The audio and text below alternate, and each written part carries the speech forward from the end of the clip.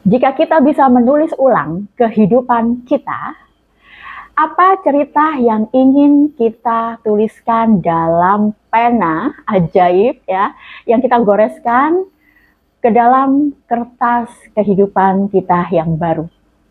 Apakah membubuhkan banyak cerita romansa biar semakin ya berbunga-bunga, atau menambahkan cerita komedi sehingga sering tertawa terbahak-bahak, atau membubuhkan cerita horor atau misteri karena hidup sendiri adalah misteri yang tersembunyi.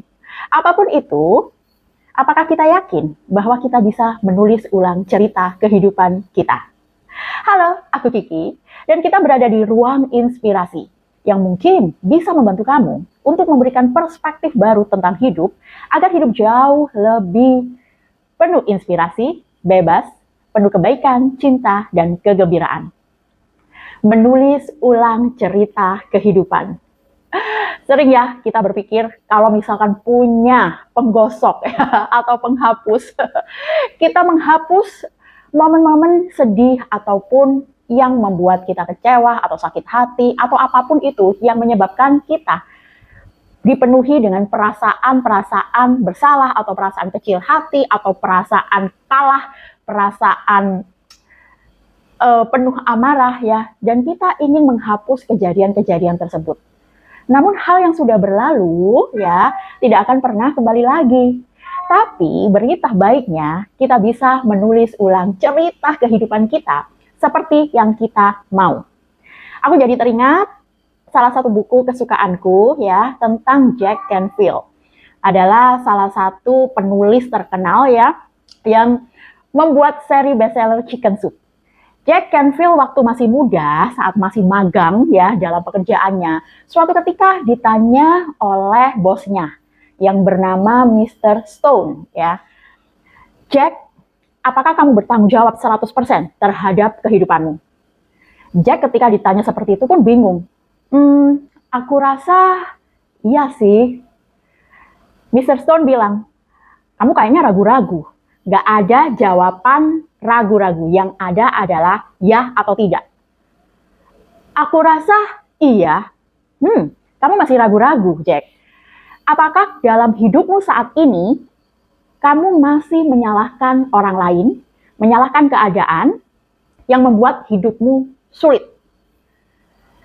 Jack Canfield pun menjawab, ya tentu saja saat ini aku merasa bahwa ini kesalahan orang tuaku, ini kesalahan orang lain, ini kesalahan siapapun itu ya, yang membuat dia merasa hidupnya sangat-sangat terpuruk dan gak mendapatkan kesuksesan seperti yang dia inginkan. Kemudian Mr. Stone menjawabnya, Jack, kalau kamu masih menyalahkan orang lain, menyalahkan keadaan, menyalahkan situasi, atau menyalahkan apapun di luar dirimu yang menyebabkan kehidupanmu tidak sesuai dengan apa yang kamu inginkan, maka kamu tidak bertanggung jawab terhadap hidupmu. Kamu harus mengakui secara sadar bahwa kamulah yang menarik setiap kejadian-kejadian atau situasi, bahkan orang-orang yang membuat hidupmu saat ini seperti sekarang. Bertanggung jawab 100% artinya seluruh hal dalam hidupmu kamu yang menciptakan. Jack pun akhirnya mengerti ya. Dan Mr. Stone bilang, Jack, kamu harus paham. Kalau kamu tahu, kamu yang menciptakan hidupmu seperti ini, maka kamu bisa untuk membongkarnya dan menciptakan ulang hidupmu persis seperti yang kamu inginkan. Pertanyaan pentingnya adalah, apakah kamu mau? Jack pun bilang, tentu saja Mr. Stone, aku mau hidupku berubah jadi lebih baik. Oke, yang dibutuhkan adalah komitmen. Ya. Tanpa menyalahkan siapapun, tanpa menyalahkan keadaan apapun, kamu bertanggung jawab 100%.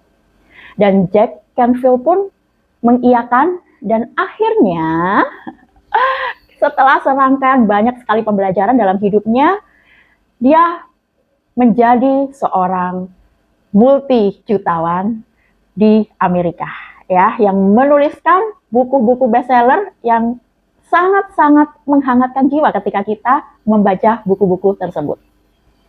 Hal yang paling ditekankan dalam percakapan ini adalah kita yang menciptakan, kita yang memprogram sebenarnya hidup kita, kita yang menarik kejadian atau orang-orang dalam hidup kita, apapun itu, peristiwa baik atau peristiwa buruk yang membuat kita melabeli hal-hal itu dengan baik dan buruk, yang kalau baik membuat kita senang, kalau buruk membuat kita kecewa. Bahkan orang-orang yang kita tarik pun yang memberikan banyak sekali pelajaran berharga untuk hidup kita.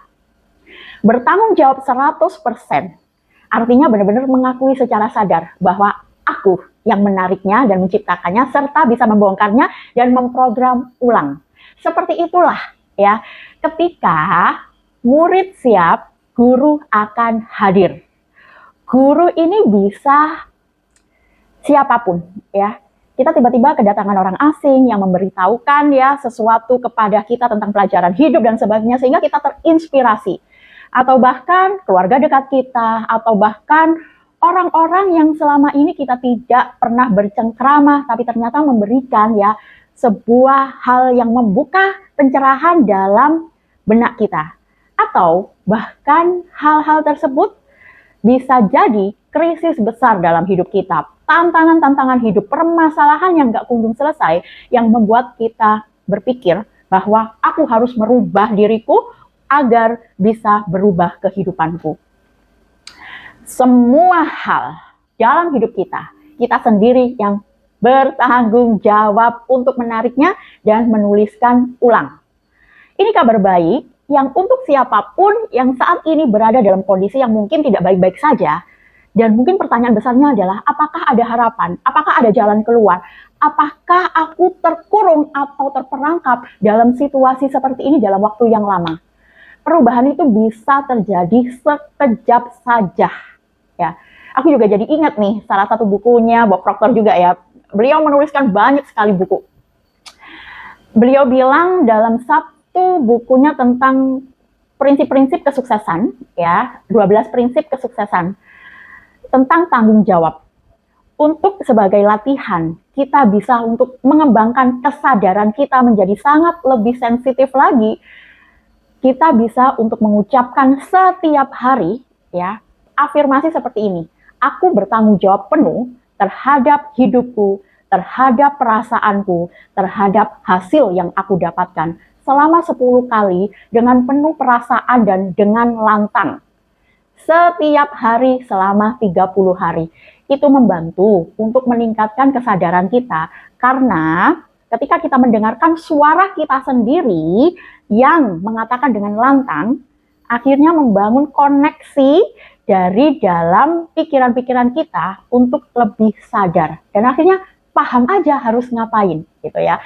Dan ini sebagai latihan, ada banyak sekali teknik teman-teman yang kita itu bisa kita pilih sesuai dengan kondisi kita, senyamannya kita. Karena ada juga yang nggak suka dengan pengucapan afirmasi, ada yang suka dengan meditasi, ada yang suka dengan visualisasi, ada yang suka dengan journaling, ada yang suka dengan apapun itu ya, apapun itu intinya adalah untuk meningkatkan kesadaran kita sehingga kita memiliki tekad dan kemauan serta fokus yang lebih tajam untuk berani berubah. Intinya seperti itu.